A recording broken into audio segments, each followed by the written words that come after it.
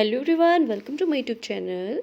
तो आज की जो वीडियो है वो है प्रीवियस ईयर के क्वेश्चन पेपर उसमें मैं लेके आई हूँ। और आपने पीजीटी के प्रीवियस ईयर के क्वेश्चन पेपर नहीं देखे हैं प्रीवियस ईयर के, तो आप देख सकते हो। मैंने वीडियोज़ वगैरह अपलोड कर दी हैं उसकी पहले की से। और ये हमारे जेआईसी लेक्चर और एलटीए नेट और पीजीटी के लिए भी यूज़फुल रहेंगे। चलिए स्टार्ट करते हैं अपनी वीडियो। और यदि फर्स्ट टाइम मेरे चैनल को विजिट कर रहे हैं देन सब्सक्राइब एंड शेयर। मैंने इंडियन थिंकर की काफ़ी वीडियोस वगैरह डाली हैं। तो इंडियन थिंकर के जो हमारे थिंकर हैं कवर हो गए हैं सबर्टन पर्सपेक्टिव के और कल्चरल पर्सपेक्टिव के। तो आपने वीडियो नहीं देखी हो तो उसे विजिट करें। और मैंने एक सीरीज़ स्टार्ट की है वर्ड मीनिंग की, इंग्लिश और हिंदी दोनों हैं उसमें वर्ड मीनिंग्स। तो आप उसमें देख सकते हो। आप हिंदी माध्यम से हो तो भी आपके लिए हेल्पफुल रहेंगे और इंग्लिश माध्यम से हैं तो भी। तो वीडियो को देखने के लिए हमारे चैनल को भी सब्सक्राइब कर लें। यदि वीडियो अच्छी लगे तो लाइक करें और शेयर करें अपने फ्रेंड के साथ। चलिए स्टार्ट करते हैं। पहला क्वेश्चन है, प्राकृतिक और सामाजिक विज्ञानों के बीच अंतर अन्वेषक के संज्ञानात्मक आश्रयों से उत्पन्न होता है, यह किसका विचार है? तो ऑप्शन दिए हुए हैं August Comte, Emmanuel Durkheim, Max Weber, Karl Mannheim. तो ऑप्शन के अकॉर्डिंग जो हमारा आंसर है मैक्स वेबर है। बी सी आंसर नंबर हमारा राइट है। तो सी के अकॉर्डिंग हम देखें तो मैक्स वेबर ने समाज में जो समाजशास्त्र का अध्ययन किया, तो वेबर ने समाजशास्त्र में हमें प्राकृतिक और सामाजिक विज्ञानों के बीच अंतर दिखाया है और कहा कि सामाजिक विज्ञानों का संबंध स्वरूपों से है जिसके द्वारा हम विश्व को देख सकते हैं। इसलिए प्रकृति विज्ञानों में जहाँ सार्वभौमिक नियमों की रचना की जाती है वहाँ सामाजिक विज्ञानों में यह संभव नहीं होता, ऐसा उनका मानना था। नेक्स्ट क्वेश्चन है, एक तरफ अवधारणा दी है, दूसरी तरफ समाजशास्त्री दिए हुए हैं, थिंकर और उनके कॉन्सेप्ट दिए हुए हैं। तो देख लेते हैं। भूमिकाओं की आंतरिक संरचना, मिथकों की संरचना, अनुष्ठानों के प्रकार, मूल तथा व्युत्पन्न आवश्यकताएं। लेवी-स्ट्रॉस, मेलिनोवस्की, नॉडल, पार्सन्स और रेडक्लिफ ब्राउन ये ऑप्शन में दिए हुए हैं। कोड दिए हुआ है नीचे। तो बताइए आंसर, मिलान करें। तो आंसर मैच करते हैं। आंसर हमारा है, पहले मैच कर लेते हैं। तो मैच ए का मैच किससे होगा? SF nodal. आंतरिक जो भूमिका है उसकी बात नॉडल जी करते हैं। नेक्स्ट है बी, मिथक चेतना की, आई होप सबको पता होगा, लेवी-स्ट्रॉस। और अनुष्ठानों के प्रकारों की बात कौन करता है? अनुष्ठान के प्रकारों की बात रेडक्लिफ ब्राउन। और मूल्य तथा व्युत्पन्न आवश्यकताएं मेलिनोवस्की। इस तरह हमारा जो आंसर होगा ए का सी, मतलब थर्ड नंबर। देखते हैं ए का सी। तो ये थर्ड नंबर हमारा राइट हो जाएगा। Next, structure and functional in primitive society नामक पुस्तक किसने लिखी? तो ये किसने लिखी है? ऑप्शन दिए हुए हैं SF Nadel, Levi Strauss, Malinowski, Radcliffe Brown. तो आंसर हमारा जो होगा वो रेडक्लिफ ब्राउन होगा। ये बुक जो लिखी है रेडक्लिफ ब्राउन ने लिया, structure and functional in primitive society. Next देखते हैं, किसने कहा है कि मानव मस्तिष्क के मूल लक्ष्य जो लक्षण होते हैं सामाजिक संरचना के संभाव्य प्रकारों का निर्धारण करते हैं? Levi Strauss, Paul Sartre, GP Murdock, SF Nadel. तो कौन है? तो आंसर हमारा जो जाएगा वो है लेवी-स्ट्रॉस। लेवी-स्ट्रॉस ने मानव मस्तिष्क के मूल लक्षण सामाजिक संरचना के प्रकारों का निर्धारण करते हैं और लेवी-स्ट्रॉस ने सामाजिक संरचना के 2 स्तर बताए जिनके अनुसार अभी तक मानव वैज्ञानिकों ने ऊपरी स्तर बताए हैं। इसके अनुसार अभी तक मानव वैज्ञानिकों ने जो ऊपरी स्तर बताए उसमें संरचना अर्थात संस्थाओं और व्यवहारों की व्याख्याओं की है, ना कि उसके ऊपर अंदर की जो गहराई है उसकी खोज प्रतीकात्मक अर्थबोध की संरचनाओं के आधार पर की है, ऐसा लेवी-स्ट्रॉस का कहना है। नेक्स्ट है, सूची दी हुई है, एक तरफ कृति है दूसरी तरफ लेखक है। देख लेते हैं कृति और लेखक। Argonauts of the Western Pacific Andaman islander, elementary forms of religious life, structure anthropology, दूसरी तरफ लेखक हैं दुर्खिम है, मेलिनोवस्की है, लेविस्ट्रॉस हैं, रेडक्लिफ ब्राउन है, एसएफ नॉडल हैं, कोड दिया हुआ है। तो बताइए आंसर क्या होगा। चलिए हम मैच करते हैं पहले। तो ए का जो मैच होगा, अर्गोनॉट्स ऑफ द पैसिफिक, ये है बी मेलिनोवस्की। अंडमान आइसलैंड, ये किसकी है, आई होप सबको पता होगी, ये हमारी है रेडक्लिफ ब्राउन की। Elementary forms of religious life, ये तो सभी को पता होगी, दुर्खिम का है। और स्ट्रक्चर एंथ्रोपोलॉजी, लेविस्ट्रॉस। तो ए का हमारा बी है और बी का 4 नंबर है। तो चलिए देखते हैं। ए का बी है 4 नंबर, ए का ये 2 जगह अभी और देखना पड़ेगा, जो है स्ट्रक्चर एंथ्रोपोलॉजी लेविस्ट्रॉस की है। डी का हमारा जो नंबर है वो है सी, डी का नंबर है सी, तो ये हमारा हो जाएगा डी राइट। नेक्स्ट, मूलभूत आवश्यकताओं और व्युत्पन्न आवश्यकताओं के आधार पर एक प्रकारात्मक सिद्धांत किसने दिया है।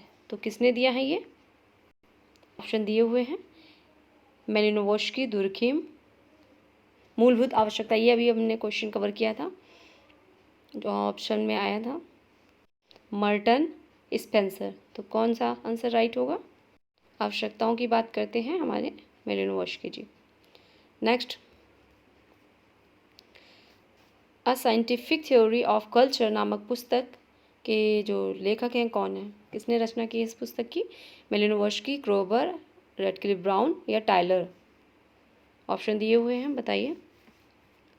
तो साइंटिफिक थ्योरी ऑफ कल्चरल, ये बुक जो लिखी है, ये लिखी है बी मेलिनोवस्की ने। ए नंबर हमारा राइट हो जाएगा। बी मेलिनोवस्की ने मनुष्य की 7 आधारभूत जो प्राणी शास्त्रीय आवश्यकताओं का उल्लेख किया है, उनको भी देख लेते हैं। इन्होंने शारीरिक पोषक, उत्पादक, शारीरिक आराम, सुरक्षा, गति, बुद्धि और वृद्धि और स्वास्थ्य संबंधी आवश्यकताएं बताई, और इसमें से प्रत्येक आवश्यकताओं की पूर्ति मानव निर्मित विभिन्न सांस्कृतिक तत्वों के द्वारा होती है, ऐसा उन्होंने कहा। नेक्स्ट देखते हैं, यांत्रिकी और सावयवी एकता के आधार पर सरल समाज और औद्योगिक समाज में अंतर किसने किया। ये तो सभी को पता होगा, यांत्रिक और सावयवी एकता की बात कौन करता है, हमारे इमानुएल डर्कहाइम जी। और जो इमानुएल डर्कहाइम है, इन्होंने जो पुस्तक लिखी थी सोशल डिवीज़न ऑफ लेबर, इसके प्रथम भाग में इन्होंने सामाजिक एकता का विश्लेषण किया था।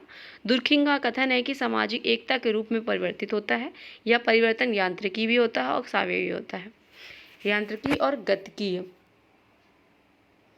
सावयवी का मतलब होता है विभिन्न, अलग अलग, सावयवी, और यांत्रिकी का मतलब है एक रूप से। तो ये 2 इन्होंने रूप बताए, विशेषता बताई एकता के रूप में, सावयवी और यांत्रिकीय। नेक्स्ट क्वेश्चन देखते हैं, कार्यपरक सिद्धांतों का प्रयोग करते हुए सामाजिक परिवर्तन के अध्ययनों के लिए विकल्पों की अवधारणा किसने प्रस्तुत की। जो कारक परक जो भी सिद्धांत है, उसका प्रयोग सामाजिक परिवर्तन के लिए जो विकल्प प्रस्तुत किए थे, वो किए थे। ऑप्शन दिया हुआ है टालकट पार्सन्स, मर्टन, मेलिनोवस्की, दुर्खिम। तो हमारा जो आंसर होगा, बताइए। आंसर हमारा है बी, बी हमारा आंसर राइट है। इसमें मर्टन आंसर है। मर्टन ने प्रकारात्मक विकल्प जो बताए थे, समतुल्य और प्रकारात्मक अनुकल्प की अवधारणा इन्होंने प्रस्तुत की थी। नेक्स्ट देखते हैं, सामान्यीकृत अन्य की जो धारणा थी, किसने प्रस्तुत की थी। जनरलाइज्ड अदर, ये किसने प्रस्तुत की थी, ब्लूम, मीड, गॉफमैन, कूले। तो आई थिंक सबको पता होगा मीड के बारे में, मीड ने दी है सामान्यीकृत अन्य, जनरलाइज्ड अदर। नेक्स्ट देखते हैं।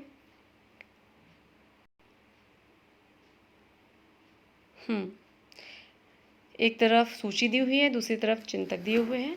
तो तुलनात्मक विधि, वेस्टेहन मेथड, ऐतिहासिक विधि, आदर्श प्रकार विधि। दूसरी तरफ थिंकर हैं, कार्ल मार्क्स हैं, दुर्खीम है, वेबर है, मॉर्टन है, और कोड दिया हुआ है। बताइए सभी लोग। तो इसमें जो होगा हमारा आंसर, चलिए मिलाते हैं। तुलनात्मक विधि की बात कौन करता था? जो पहले देखते हैं, वेस्टेहन की बात किसने की है? Max weber. ओके। ऐतिहासिक विधि,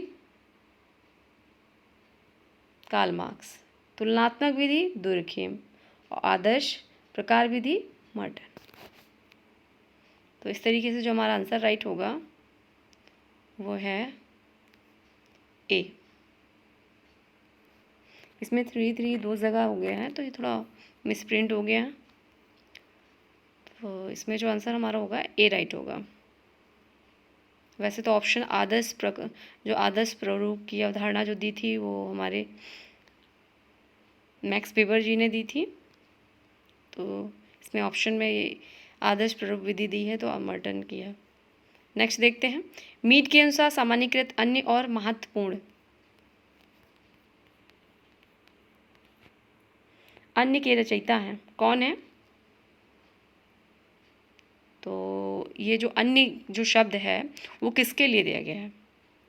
मैं के लिए, मुझे के लिए, अहम के लिए, या हम जिसे बोलते हैं अत्यधिक अहम। तो मी के लिए, सामान्यीकृत अन्य मी के लिए, अभी हमने देखा था आंसर। मीड के जो सिद्धांत उन्होंने दिया था सामान्यीकृत अन्य का, जनरलाइज्ड अदर का, तो उन्होंने कहा था कि इसके आधार पर कुछ अन्य विद्वानों ने कुछ महत्वपूर्ण सिग्निफिकेंट अदर्स के बारे में सिद्धांत दिए और प्रतिपादित किए।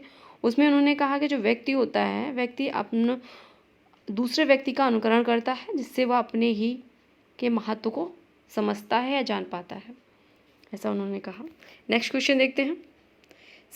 जो सरकार की किसी प्रणाली में बिल प्लेटो ने साम्यवादी की तरह के श्रेष्ठ जन